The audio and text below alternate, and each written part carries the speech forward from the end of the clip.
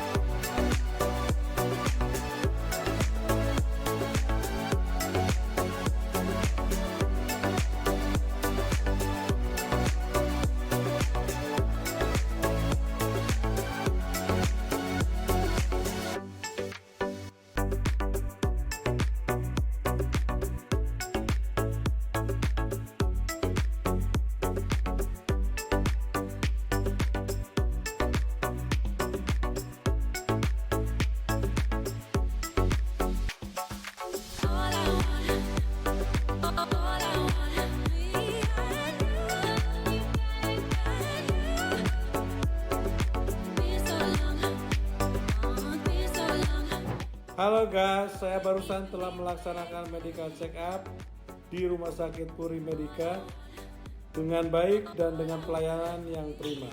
Salam sehat, salam segar, dan selalu sehat dan bugar.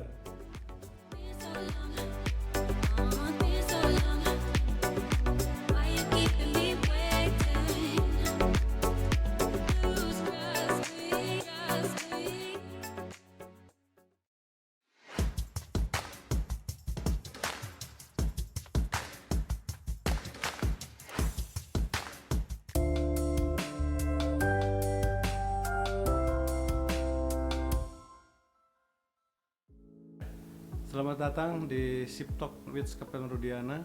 Pada siang hari ini saya ditemani oleh teman saya, sahabat saya dari Puri Medica, Dr. Bobby. Mungkin bisa diperkenalkan? Terima kasih Kapten Rudiana. Nama saya Dr. Bobby Singh. Kebetulan saya sebagai seorang ahli paru atau spesialis paru, dan kebetulan saya juga saat ini menjabat sebagai Direktur Utama Puri Medica di Rumah Sakit Puri Medica. Tidak kebetulan juga saya saat ini juga sebagai Medical Review Officer di bidang kelautan yang memang diberikan izin atau mandat dari Perhubungan Laut yang bersertifikasi untuk pemeriksaan pelaut. Mungkin itu yang bisa saya perkenalkan, Kapten. Terima kasih Pak Bobby yang telah memperkenalkan diri bahwa beliau seorang ahli paru dan seorang direktur yang memegang Puri Medica ini, Pak ya. Benar. Medica. Ada beberapa hal mungkin yang perlu kita bincang-bincang, Pak. Pertama adalah apa pentingnya itu medical check up buat pelaut? Tentu penting, Cap. Jadi sesuai dengan peraturan Menteri Perhubungan Kelautan tahun 2019 nomor 40, memang kita mengetahui bahwa harus memenuhi standar kelayakan untuk berangkat sebagai seorang pelaut. Tidak saja untuk halnya pelaut, tetapi juga untuk seorang cadet. Jadi memang yang diharapkan adalah siapa saja yang akan membawa dampak pada saat berlayar, baik kepada pelayaran sendiri maupun cadet maupun pelaut itu sendiri. Ya, betul, memang kapal itu kan harganya mahal ya, harganya mahal, yang dibawa muatannya juga mahal. Kalau tidak diawaki oleh awak kapal yang sehat, itu akan bisa berdampak merugikan kepada perusahaan dan juga mungkin negara, Pak. Nah, kira-kira apa saja pemeriksaan yang kesehatan yang dilakukan di medical check up untuk para pelaut ini, Pak? Pada dasarnya Cap, ada beberapa hal kita baginya yang saya ketahui memang komprehensif. Ada pemeriksaan standar yang memang di bawah 40 tahun yang kita anggap memang tidak mempunyai kemungkinan kecil resiko terjadinya penyakit penyerta, dan memang ada beberapa juga yang di atas 40 yang memerlukan pemeriksaan tambahan, Cap. Ada juga yang memang kita bagi dua biasanya, Cap, yaitu apakah tergantung dari posisinya, apakah deck dan engine, atau mungkin terbagi menjadi di luar deck dan engine, Cap. Jadi mungkin hal-hal itu saya nanti bisa jelaskan, Cap. Ya, mungkin kita bisa melihat perbedaan untuk yang 40 tahun seperti apa, yang lebih dari 40 tahun seperti apa. Mungkin bisa dijelaskan, Pak? Baik, Cap. Jadi kalau yang 40 tahun memang ada pemeriksaan tambahan yang kita biasa lakukan, yaitu biasanya kita lakukan pemeriksaan EKG tentunya. Ada beberapa pemeriksaan yang kita sebut EKG adalah elektrokardiogram, atau kita bahasa Inggrisnya kita sebut sebagai ECG, atau kita bisa melakukan treadmill tambahan untuk memeriksa fungsi jantung, atau kita bisa melakukan spirometri, yaitu untuk memeriksa faal paru atau fisiologi paru, bagaimana fisiologi seorang pelaut yang akan berangkat. Mungkin pemeriksaan tambahan lainnya, mungkin kita perlu pemeriksaan hal-hal imunologi lainnya yang kita anggap potensi atau membawa dampak pada saat pelaut ini akan berlayar, Cap.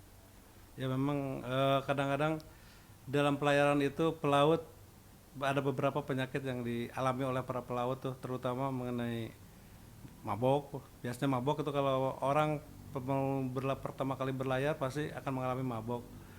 Terus homesick biasanya. Nah, itu kondisi-kondisi itu bisa terekam nggak dalam pemeriksaan di Puri Medica ini, Pak? Jadi biasanya saat ini ada perubahan skema, Cap. Jadi ada beberapa perusahaan atau kita anggap principal atau state flag, atau memang kita anggap owner daripada kapal. Ada beberapa tambahan kita lakukan pemeriksaan psikologi, Cap. Jadi psikologi itu penting karena kita selain daripada hasil pemeriksaan psikologi secara tertulis, kita ada pemeriksaan psikologi yang dilakukan oleh psikiater atau psikologi klinis untuk melakukan tanya jawab, Cap. Di situ kita bisa menganalisis apakah ada potensi kemungkinan ini ada baseline yang bisa terpenuhi atau tidak, Cap. Jadi hal-hal ini yang menjadi keterbaruan mungkin di dunia kelautan yang mungkin Captain juga sudah mengetahui dalam hal ini. Iya, kalau zaman saya dulu jadi pelaut tahun 70-an 80-an itu kita hanya memberikan surat kesehatan bebas penyakit kuning ya, dari liver, kalau nggak salah liver aja. Setelah itu cek yang lain nggak ada. Nah, mungkin paling mata, telinga, THT itu biasa mungkin dari dulu ada. Dan dengan perkembangan sekarang dengan teknologi juga dengan aturan-aturan di mana ILO dan WHO serta IMO berkolaborasi untuk bagaimana menjaga kesehatan pelaut selama dalam menjalankan tugas membawa keselamatan itu, kira-kira yang paling bagus kira-kira berapa tahun sekali dilaksanakan untuk pemeriksaan pelaut ini, Pak? Ya, baik, Cap. Terima kasih, Cap. Jadi sebaiknya memang kita ada namanya pre-medical check up di dalam kami, di mana memang calon pelaut ini sudah mampu melewati beberapa administrasi. Biasanya kami lakukan itu kami sebagai provider melakukan untuk medical check up, tetapi pre-medical check up kami sebutnya, Cap. Tetapi ada juga yang kami sebut sebagai medical check up yang dimana sudah diberangkatkan atau diterima oleh agensi atau principal ataupun pemilik kapal yang memang sudah di hire, begitu, Cap. Tetapi ada juga yang memang aturan atau mungkin Captain sudah sangat mengetahui untuk ILO ataupun IMO bahwa di bawah 16 tahun. Betul. Itu memang hanya diberikan sertifikasi yang bersatu tahun. Betul. Tetapi kalau untuk sertifikasi kami biasanya dan tidak ada komorbid atau tidak penyakit penyerta, kami berikan sertifikasi 2 tahun sekali. Terima kasih Dr. Bobby yang telah menjelaskan bahwa sertifikat berlaku untuk pelaut yang di bawah 18 tahun berlaku itu untuk 1 tahun, dan untuk di atas 18 tahun berlaku 2 tahun. Dan itu kira-kira selama ini kendala-kendala yang dihadapi oleh para pelaut itu penyakit-penyakit apa yang dihadapi ya? Yang didapat dari hasil pemeriksaan di sini. Terima kasih Cap. Jadi ada beberapa, memang kami mempunyai survei yang itu 10 penyakit yang kami dapatkan di kebetulan di provider tempat kami di Puri Medica. Jadi memang rata-rata biasanya banyak sekali para pelaut ini mengalami metabolic disease atau kita sebut bahasa Indonesia adalah penyakit metabolik. Contohnya adalah obesitas atau kegemukan yang mengakibatkan biasanya adanya peningkatan gula atau kadar gula yang meningkat. Kemudian ada juga hipertensi atau kadar tekanan darah yang meninggi. Ada juga memang yang basal metabolic index-nya juga meninggi yang seharusnya tidak terlalu gemuk atau standar IMO atau ILO adalah di bawah 35. Tetapi saat ini ada sekali yang lebih dari 35 dan berbagai macam kayak biasanya. Jadi hal-hal itu yang menjadikan era sekarang memang karena era yang apa-apa serba cepat, mungkin tidak ada halnya exercise yang reguler dan segala macam. Itulah yang menjadikan obstacle atau tantangan kami sebagai provider dalam pelaksanaan untuk menjadikan menjadikan pelaut-pelaut ini menjadi lebih baik dalam keberangkatannya. Oh, pantesan kalau begitu ya. Pelaut-pelaut itu waktu lulus dididik di asrama, di sekolah pelayaran, kurus-kurus, begitu naik kapal badannya digemuk-gemuk. Ini mungkin karena pola makan kali ya, yang pola makan yang ini sehingga menimbulkan beberapa penyakit yang timbul, yaitu obesitas, hipertensi dan sebagainya. Dan untuk menjaga itu kira-kira pelaut dianjurkan seperti apa Pak untuk menjaga fisik supaya tidak melebihi obesitas dan sebagainya, seperti apa Pak? Jadi kami selalu bilang pada para pelaut ada namanya sebelum mereka medical adalah selalu memantau diri sendiri dan selalu kami pada saat sudah post medical selalu mengevaluasi diri sendiri. Jadi yang pada saat yang paling penting adalah on board. Yang pertama kami bagi menjadi 2 Cap, biasanya adalah secara fisik mereka harus tentu sehat. Betul. Yang kedua adalah secara mentally mereka harus sehat. Yang fisik tentu kita selalu beranggapan bahwa makan itu harus mencapai porsi yang tidak terlalu kenyang dan kemudian mempunyai kualitas makanan yang baik. Tidak saja yang cepat atau cepat saji kita istilahnya, mungkin walaupun di kapal memang ada beberapa makanan mungkin yang dimasak, tetapi ada juga yang frozen atau cepat. Itu yang kami suka bilang tidak terlalu banyak untuk konsumsi. Dan memang ada kecenderungan saat ini orang masih punya mindset bahwa makan karbo itu harus banyak. Itu yang harus diubah, bahwa memang lebih tinggi protein dan sayur-sayuran serta serat yang tinggi. Dan kemudian dari sisi mental atau kesehatan mental yang kami inginkan adalah bagaimana mereka tidak menyendiri, bagaimana mereka punya ventilasi saat mereka sedang mengalami pressure, terutama untuk beberapa posisi yang memang sangat-sangat dipentingkan. Biasanya dengan adanya kecanggihan teknologi saat ini, tentu mereka dapat bercengkrama, kemudian mereka dapat melakukan telepon ke keluarganya atau video call, atau mungkin kepada hal-hal yang lain yang memang dapat dengan era teknologi saat ini dapat dilakukan. Mungkin hal-hal itu yang perlu dilakukan. Ya, memang pelaut sekarang sebetulnya harus lebih baik dibanding dengan pelaut-pelaut zaman dulu. Kondisi ada email, ada handphone dan sebagainya, bisa berkomunikasi, karena di atas kapal udah ada telek juga, udah ada web juga, dan itu yang sangat membantu pelaut sebetulnya untuk menghilangkan homesick. Itu mungkin bisa terobati oleh kondisi itu. Tapi ya karena mungkin dunianya udah berbeda Pak ya, gen Z sama gen masa lalu itu agak berubah. Benar, okay. Ya, nah itu mungkin yang ini sangat bagus untuk para pelaut untuk melihat video ini agar bisa menjaga kesehatan fisik dan mental yang lebih baik.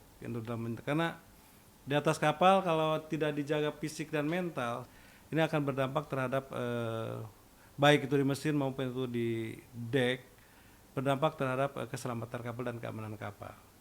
Mungkin kira-kira dari situ ada perbedaan nggak Pak dalam medical check up berbagai jenis pekerjaan di atas kapal?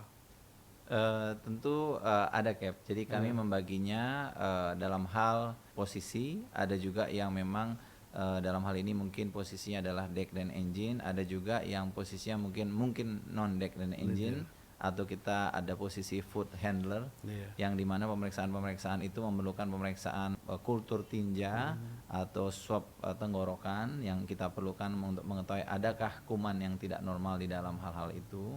Dapat juga memang posisi-posisi pemeriksaan tambahan untuk buta warna Cap yang saat ini menjadi kepentingan dalam pelayaran, supaya kita tahu bahwa memang untuk posisi deck engine bahkan officer tidak diperbolehkan untuk buta warna. Untuk buta warna saya tertarik Pak. Buta warna itu kalau nggak salah ada pemeriksaan khusus ya, kalau nggak salah alat yang khusus di mana berapa jauh sih yang dilakukan dalam membedakan warna-warna yang dia bisa serap, bisa dilihat sejauh mana dengan alat untuk color vision itu? Bisa Cap, jadi ada pemeriksaan yang kita sebut sebenarnya pertama adalah isi hara Cap. Memang cadet sama sekali tidak boleh di salah satu plate pun atau satu gambaran pun, tetapi ada pemeriksaan selanjutnya kita melakukan pemeriksaan HRR. Kemudian bila HRR memang dibagi menjadi 3 Cap, yaitu merah atau hijau, biru kuning, dan kemudian ada satu lagi yang kemudian kami akan, kalau memang mereka dirasa mild, strong dan mild, medium dan strong, dan kemudian kami melihat posisinya, kalau memang posisinya ini memang membawa kemaknaan dan keselamatan kepada pelayaran, kami akan anjurkan untuk melakukan pemeriksaan namanya French word Cap. Jadi hal-hal ini perlu yang kami sampaikan dan harus diteliti secara baik Cap.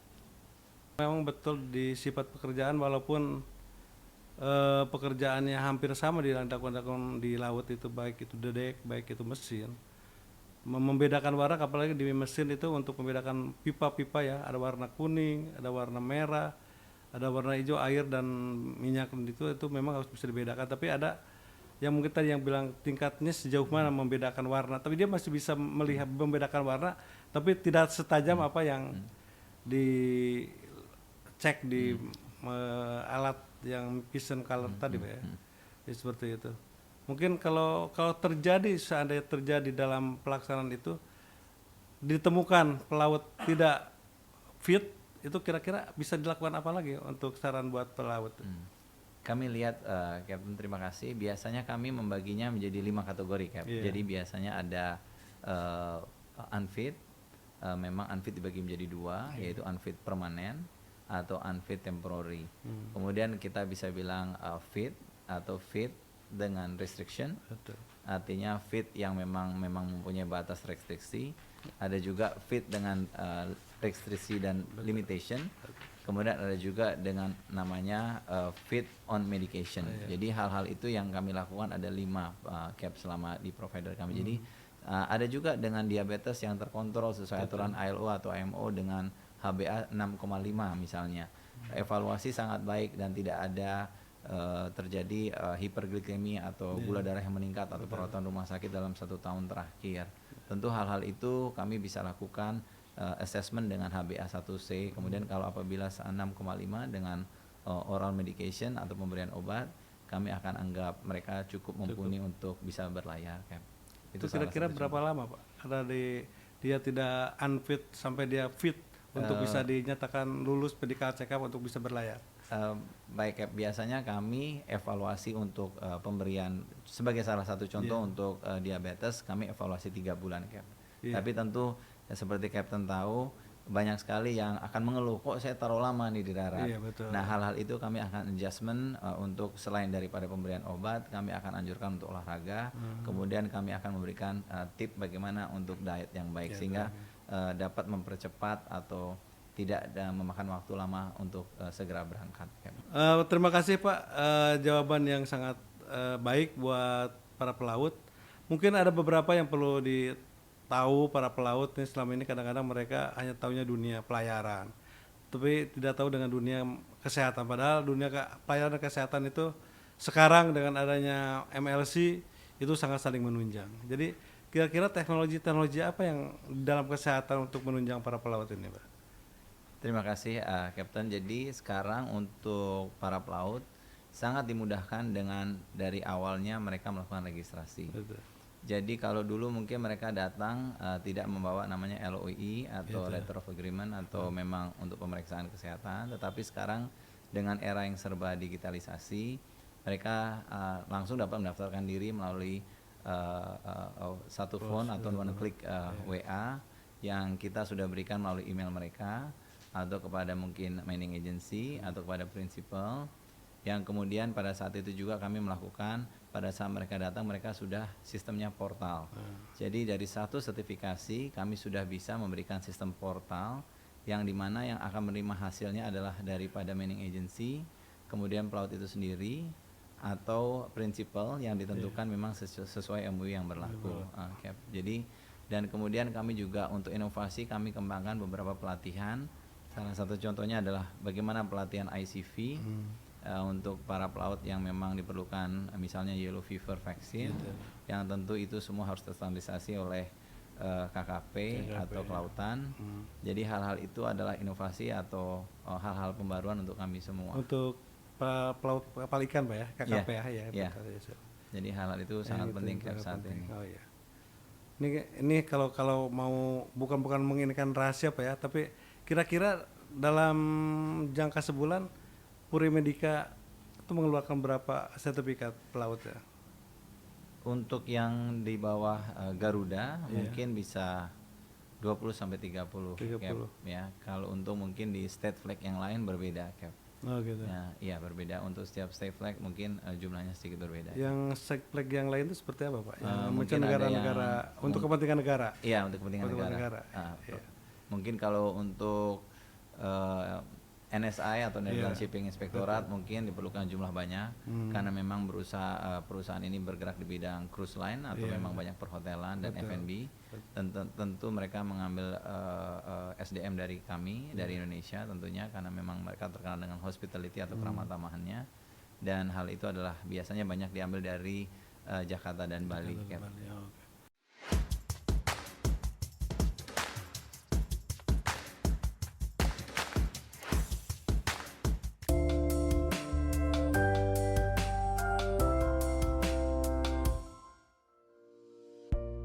Oke, terima kasih Pak Bobi pembincang-bincang pada siang hari ini. Mungkin sebelum kami tutup ada pesan dan pesan untuk para pelaut dan atau mungkin stakeholder yang lain, kami persilakan Pak. Terima kasih Kapten Riana. Jadi yang pertama saya ingin ucapkan turut berbangga sebagai warga negara Indonesia untuk pelaut Indonesia tetap maju, tetap jaya. Yang kedua, kami sebagai provider Puri Medica mengharapkan seluruh para pelaut untuk tetap hidup sehat. Yang ketiga, tetap membanggakan bahwa kita adalah nomor 3 untuk kelautan dalam hal SDM yang dipakai untuk satu dunia. Terima kasih. Terima kasih Pak Bobi. Bincang-bincang pada siang hari ini dengan Ship Talk with Kapten Rudiana dengan Dr. Bobi Singh di Rumah Sakit Puri Medica ini bisa bermanfaat buat para pelaut khususnya atau mungkin umumnya buat yang ingin hidup sehat dan selalu bugar dalam kehidupan. Terima kasih. Kita tutup. Wassalamualaikum warahmatullahi wabarakatuh.